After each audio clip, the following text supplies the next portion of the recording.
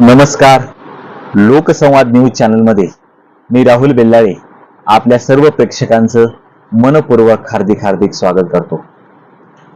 आजचा संवाद पहा लोकसंवाद या विशेष कार्यक्रमामध्ये आजचा जो आपण विषय घेतला आहे त्या विषयाचं नाव आहे पुन्हा तोच विश्वासघात होईल का.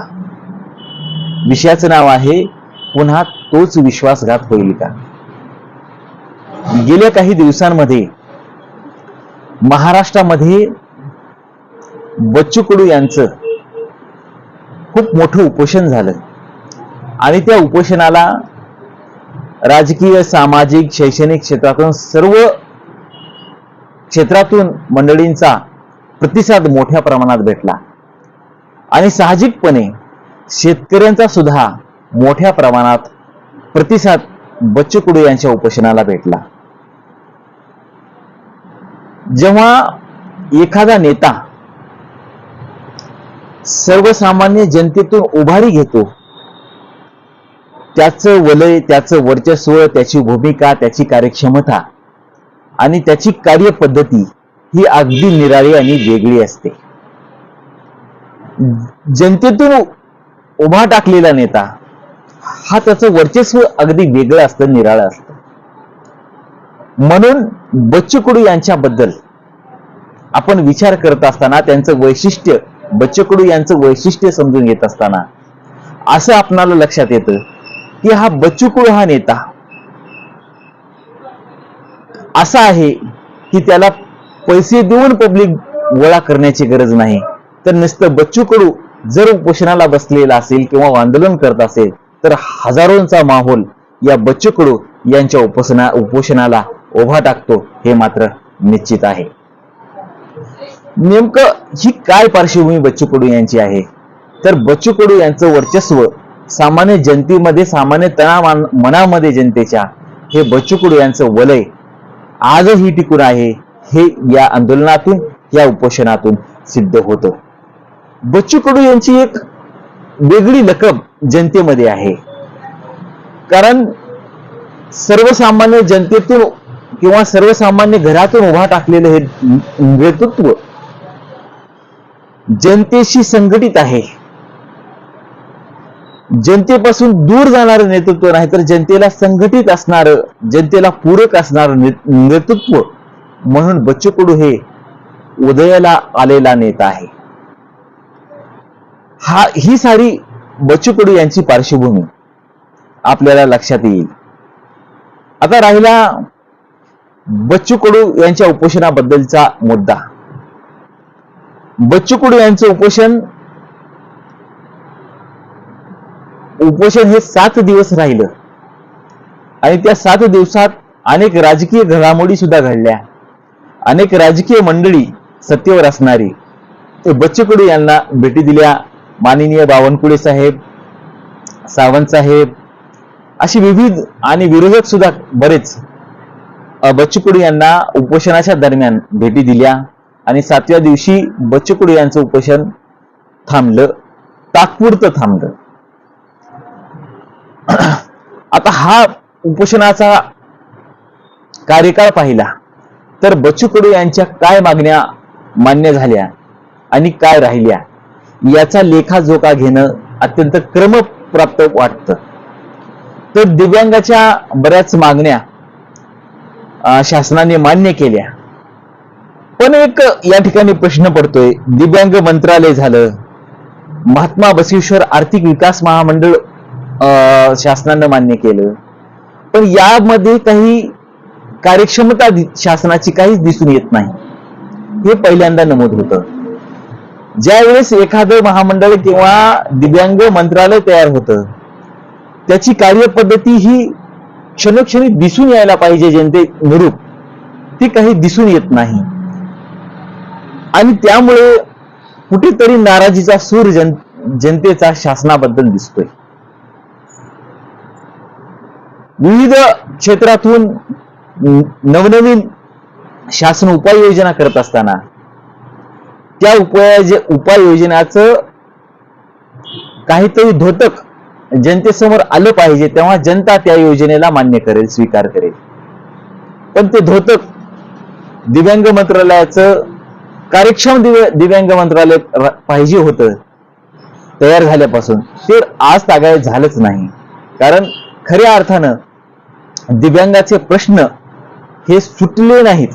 दिव्यांग मंत्रालय होऊन सुद्धा हा खरा महत्वाचा मुद्दा आहे, महत्वाचा प्रश्न आहे हा दिव्यांग मंत्रालयाचा. दुसरी गोष्ट राहिली की शेतकऱ्यांचे प्रश्न. बच्चू कडू यांच्या उपोषणात बच्चू कडू साहेबांनी एक वाक्य बोलून गेले की आम्हाला कर्जमाफीची गरज नाहीये. आम्ही तुम्हाला तुमचं कर्ज सारू शासनाचं, जर आमच्या शेतीमालाला भाव जर दिला तर आम्ही शासनाचं सुद्धा कर्ज फेडू, एवढी आमच्यात दानत आहे, एवढी आमच्यात ताकद आहे, असं बच्चू कडू यांचं म्हणणं पुढे आलं. मुद्दा आहे शेतकऱ्यांचा, मुद्दा आहे शेतकऱ्याच्या उत्पन्नाचा, आणि त्या उत्पन्नातून शेतकऱ्याला किती भाव मिळतोय याचा. शेतकऱ्यांचं सर्कल जर समजून घेतलं तर शेतकरी आज कर्जमाफी मागतच नाहीये, फक्त शेतकरी मागतोय शेतीमालाला चांगल्या पद्धतीचा भाव, आणि हा भाव हा शेतकऱ्यांना मिळाला पाहिजे, हा शेतकऱ्याचं पहिल्यांदा म्हणणं आहे. मग हे सारे म्हणणं असताना कर्जमाफी हा तात्पुरती मलमपट्टी आहे, पण शेतकऱ्यांच्या मालाला जर चांगल्या पद्धतीने जर भाव दिला तर कर्जमाफीची गरज पडणार नाही, असं अनेक वैचारिक मंडळींचं शेतकऱ्यांचं सुद्धा म्हणणं आहे. म्हणून बच्चू कडू साहेबांचं सुद्धा हे म्हणणं आलं की आम्हाला आमच्या शेतीमालाला, शेतकऱ्यांच्या शेतीमालाला चांगल्या पद्धतीचा भाव जर दिला तर आम्हाला कर्जमाफीची गरज नाही. त्या उपोषणामध्ये बावनकुळे साहेब आले. बावनकुळे साहेबांकडे जेव्हा जे खातं आलं, त्या खात्याचा पूर्णपणे खात्याचा कायापालट करण्याचं काम बावनकुळे साहेबांनी केलं. विधानसभेच्या निवडणुका झाल्या, निकाल लागल्यानंतर जेव्हा बावनकुळे साहेबांनी शपथविधी, कामाचा झपाटा जो म्हणतात, तो बावनकुळे साहेबांच्या कामातून आज दिसून येतोय. कोणत्याच मंत्र्याचा दिसून येत नाही, पण बावनकुळे साहेबांनी तहसील कार्यालयाची जी नियमावली आहे त्यामध्ये फेरबदल करून जनतेला कसे सुलभ नियम अटी राहतील आणि जनतेला शेतकऱ्यांचे प्रश्न शेतरस्त्याचे असतील किंवा उतार्याचे असतील किंवा सातबारे असतील, सुलभ कशा पद्धतीने होतील याबद्दल दृष्टिक्षेप देऊन बावनकुळे साहेबांनी जे काम केलंय शेतकऱ्यांसाठी खरंच प्रेरक आहे, मार्गदर्शक आहे, विश्वसक आहे. आणि त्यांच्याबद्दल, बावनकुळे साहेबांच्या या कामाबद्दल शेतकऱ्यांना नक्कीच अभिमान आहे. हा बावनकुळे साहेबांचा दृष्टिक्षेप आपण लक्षात घेऊया. बावनकुळे साहेबांनी महसूल विभागामध्ये जी चांगल्या पद्धतीनं त्यांचं योगदान या 6 महिन्यामध्ये राहिलं, शपथविधी घेतल्यानंतर अतिशय चांगल्या पद्धतीने बावनकुळे साहेबांनी काम केलेलं आहे. अजून सुद्धा या महसूल विभागामध्ये काही नियम लादणं, कायदे आणणं गरज आहे, आणि त्याच्यानुरूप बावनकुळे साहेब चांगल्या पद्धतीनं काम करत आहेत. हा आत्मविश्वास बावनकुळे साहेबांबद्दल आज जनतेच्या मनात निर्माण झालेला, सुरुवात झालेली आहे त्या आत्मविश्वासाची, हे म्हटलं तर चुकीचं होणार नाही. दुसरे आले नेते ज्यांनी उपोषण सोडलं बच्चू कडू साहेबांना शरबत देऊन, ते उदय सामंत. आज जे आपलं मंत्रिमंडळ आहे त्या मंत्रिमंडळामध्ये असे काही मंत्री आहेत की स्वतःहून प्रेरक आहेत, स्वतःहून त्यांच्यामध्ये काम करण्याची क्षमता आहे. ते दुसरे मंत्री म्हणजे उदय सामंत साहेब. खूप सुंदर व्यक्तिमत्व, जनतेबद्दल सहानुभूती असणारं व्यक्तिमत्व आणि जनतेबद्दल वेगळा एक आकस असणारं व्यक्तिमत्व. म्हणजे आपले एकनाथ शिंदे साहेब आहेत, जे एकनाथ शिंदे साहेबांचे काही जे मंत्री आहेत त्या मंत्र्यामध्ये एक वेगळी दृष्टी पाहायला भेटते जनतेबद्दलची, आणि खुद्द एकनाथ शिंदे साहेबांची सुद्धा एक वेगळी जनतेबद्दल पाहण्याची दृष्टी त्यांच्या मुख्यमंत्री पदाच्या कारकिर्दीतून आपल्याला पाहायला मिळाली. एक आकस जनतेबद्दल, म्हणजे एक जिव्हाळा जनतेबद्दल जो म्हणतात, तो एकनाथ शिंदे साहेबांचा मुख्यमंत्री पदाच्या कारकिर्दीमध्ये त्यांचा पाहायला मिळाला, हे म्हटलं तर चुकीचं होणार नाही. म्हणून एकनाथ शिंदे साहेबांच्या पाठीमागे जे एकनाथ शिंदे साहेबांच्या शिवसेनेमधल्या गटाचं जे मंत्रिमंडळ आहे वेगळं, खास करून एकनाथ शिंदे साहेबांचं, ते वेगळं आहे, जनतेसाठी पूरक आहे, जनतेला मार्गदर्शक करणार आहे, जनतेबद्दल निर्णय घेणार आहे, हे म्हटलं तर चुकीचं होणार नाही. आता उदय सामंत साहेबांनी बच्चू कडू यांच्या ज्या मागण्या होत्या त्या मागण्या मान्य करून आणि काही मागण्या समिती गठीत करून, समिती स्थापन करून कर्जमाफीचा मुद्दा आम्ही ऐरणीवर आणू, हा आत्मविश्वास बच्चू कडू साहेबांना देऊन उदय सामंत साहेबांनी बच्चू कडू साहेबांचं आंदोलन सोडलं. आणि बच्चू कडू साहेबांनी 2 ऑक्टोबर ही तारीख दिली आणि 2 ऑक्टोबर पर्यंत शेतकऱ्यांची कर्जमाफी करा, असं बच्चू कडू साहेबांनी डेडलाईन दिली. जर 2 ऑक्टोबर पर्यंत कर्जमाफी जर झाली नाही तर आम्ही एक दिशा जायची दाखवू आणि एका दिशेला जाऊ, असं बच्चू कडू साहेबांनी धोतक सांगितलेलं आहे. म्हणजे आमचं आंदोलन 2 ऑक्टोबरच्या नंतर हे आक्रमक असणार, हे बच्चू कडू साहेबांनी स्पष्ट केलेलं आहे, सांगितलेलं आहे सरकारला ठामपणे.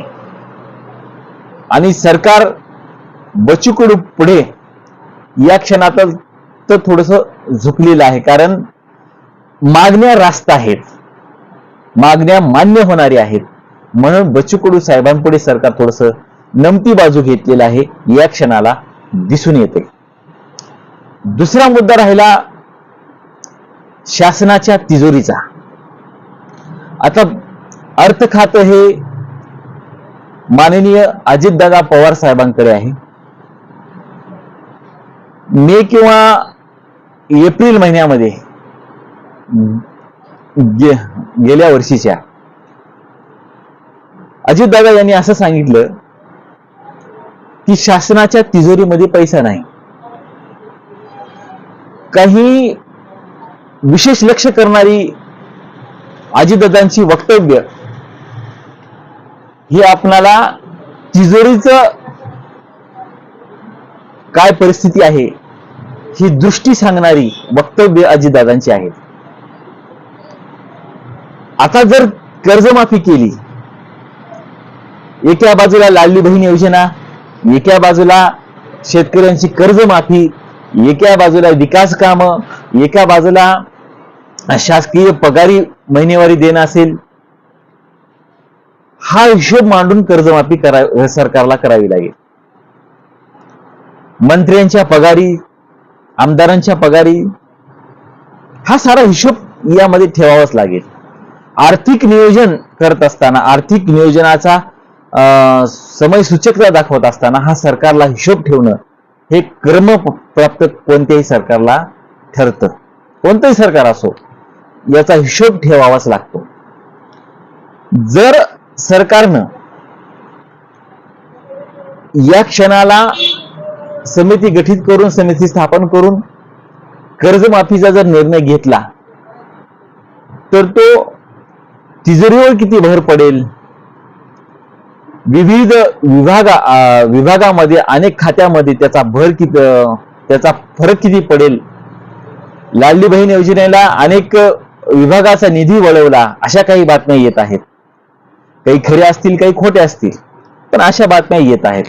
जर यामध्येच जर कर्जमाफी शासनाने केली तर आर्थिक सुव्यवस्थेचं चित्र कशा पद्धतीचा असेल, हा खरा एक महत्वाचा मुद्दा. आणि पुन्हा तोच विश्वासघात होईल का, आपण जे विषयाचं अनुमोदन करतोय, या विषयाचं विश्लेषण करतोय, शासनाने समिती गठीत करून तुम्हाला कर्जमाफी करू म्हणून उदय साहेबांच्या मार्फत माननीय बावनकुळे साहेबांच्या मार्फत आश्वासन दिले, पण त्या आश्वासनाची खऱ्या अर्थानं पूर्तता कशी होईल हा खरा मुद्दा, आणि शासन कशा पद्धतीनं शेतकऱ्यांना कर्जमाफी देईल हा खरा त्यातला मुद्दा. या भूमिका प्रत्येक गोष्टीच्या हा समजून आपण प्रत्येकाने घेऊयात. ज्या पद्धतीनं शासनानं कर्जमाफी शेतकऱ्यांनी देऊ हे आश्वासन दिलेलं आहे, हे आश्वासन शासन कितपर्यंत खरं ठरणार हा खरा महत्वाचा मुद्दा या ठिकाणी उपस्थित होतो. आणि जर त्या आश्वासनाची वेळोवेळी शासन आश्वासन देतं, माननीय आपले जरांगे पाटील असो त्यांना सुद्धा काही आश्वासने दिली, ते आश्वासने आजही पूर्तता झाली नाही. आणि जर आश्वासनाची पूर्तता झाली नाही तर तोच विषय पुन्हा प्रस्थापित होतो, पुन्हा तोच विश्वासघात होईल का? आता हा मुद्दा कर्जमाफीला झाले होईल का नाही आपण आज सांगू शकत नाही. शासन त्यावर काय आर्थिक नियोजन करेल हे आपण सांगू शकत नाही. पण दुसरी बाजू जर पाहिली शासनाची, तर माननीय देवेंद्र फडणवीस साहेब यांना एखादं उपोषण, एखादं आंदोलन कशा पद्धतीनं त्या आंदोलनाला सामोरे जायचं सत्तेवर असताना हे चांगल्या पद्धतीने माहिती आहे. त्या आंदोलनाला कशा पद्धतीने गोल करायचं हे चांगल्या पद्धतीनं माननीय देवेंद्र फडणवीस साहेबांना माहिती आहे. आणि म्हणूनच महाराष्ट्रामध्ये गेल्या 2 वर्षापासून जरांगे पाटलांचं जे आंदोलन झालं, ते आंदोलन कशा पद्धतीनं गोल करण्यात आलं, कशा पद्धतीनं त्या आंदोलनाला काबीज करण्यात आलं, हे देवेंद्र फडणवीस साहेबांकडून आपण लक्षात घेतलं पाहिजे.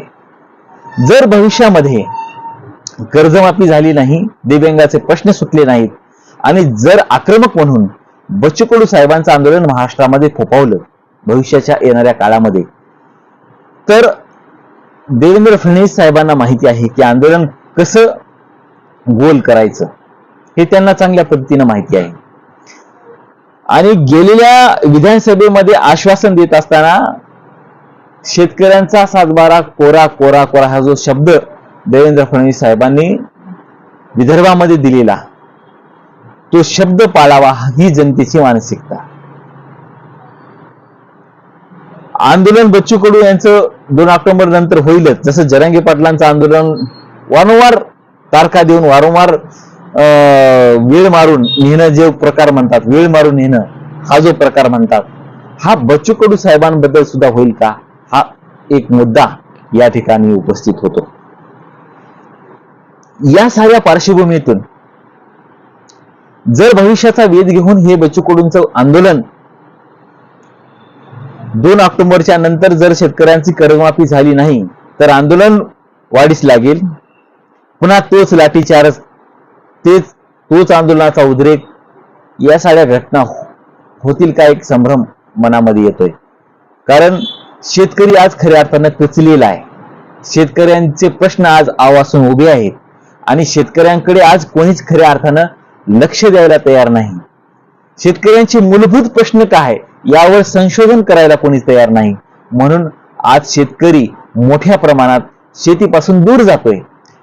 जे आमच्यासारखे तरुण मंडळी आहेत, शेतीकडे पाहण्याचा दृष्टिकोन आमच्यासारख्या तरुण मंडळीचा हा खूप तफावत पडलेली आहे विचार करण्याची शेतीबद्दल. कारण शेतीपासून आमच्यासारखी तरुण मंडळी दूर जाण्याचं कारण शेती परवडत नाही.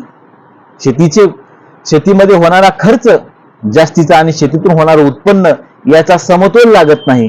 म्हणून असंख्य आमच्यासारखी तरुण मंडळी पुणे मुंबई सारख्या ठिकाणी जात आहेत आणि आपली उपजीविका भागवत आहेत. हा शेतीमध्ये भेदरणारा भेदक आजचा विषय बनून पाहत आहे. म्हणजे शेतीपासून मोठ्या प्रमाणात तरुण वर्ग दूर जात आहे. हा खरा या सांगण्या पाठीमागाचं हे खरं धोतक आपण लक्षात घेऊयात. अशा पद्धतीनं पुन्हा तोच विश्वासघात होईल का हा विषय प्रश्नांकित आहे. आणि हा जर प्रश्न पुढे येणाऱ्या भविष्यामध्ये 2 ऑक्टोबरच्या नंतर काय या प्रश्नाचं उत्तर भेटेल का हा खरा महत्वाचा विषय. आतला संवाद पहा लोकसंवाद या विषयाचं अनुमोदन करताना प्रत्येक आपण मुद्दा सरकारची बाजू मांडलेली आहे, बच्चू कडू यांची बाजू लक्षात घेतलेली आहे, उपोषण सोडवणाऱ्या मंडळींची बाजू लक्षात घेतलेली आहे, सर्वसामान्य शेतकऱ्यांची बाजू लक्षात घेतलेली आहे. विषयाचं विश्लेषण करत असताना शेतकऱ्यांची बाजू काय, बच्चू कडू यांची बाजू काय, शासनाची बाजू काय, आर्थिक नियोजनाची बाजू कशा पद्धतीने काय राहील, हा सारा सर्वासार विचार करत असताना येणारा भविष्याचा वेध घेऊन पुन्हा तोच विश्वासघात होईल का, हे विषयाचं आपण विश्लेषण केलेलं आहे. या विषयाचं विश्लेषण आपल्या सर्वांना कसं वाटलं, काय वाटलं, आणि विशेष म्हणजे आतला संवाद लोकसंवाद या न्यूज चॅनलला आपण जो उदंड प्रतिसाद देत आहात त्याबद्दल आपल्या सर्वांचे मनपूर्वक धन्यवाद व्यक्त करतो. आणि विविध आपण सामाजिक लेवलवरचे विषय असतील, जनसामान्यांचे विषय असतील, प्रत्येक विषयाचं विश्लेषण या विषयाच्या माध्यमातून होत असतं.